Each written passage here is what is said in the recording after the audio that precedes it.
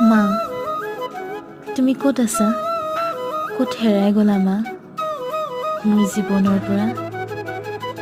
তোমাৰ অবিহনে মই বৰ অকলশৰীয়া হৈছোঁ। হাত ভৰি থাকিও আজি মই পংগু, কাৰণ তুমি যে নাই কাষত। সকলো থাকিও আজি মই বৰ নিঃসংগী, চাৰিওফালে কেৱল অন্ধকাৰ। কাৰোৰে সময় নাই মোক উভতি চোৱাৰ। এবাৰ উভতি চাই যোৱা না মা, মই কিদৰে আছোঁ তোমাৰ অবিহনে।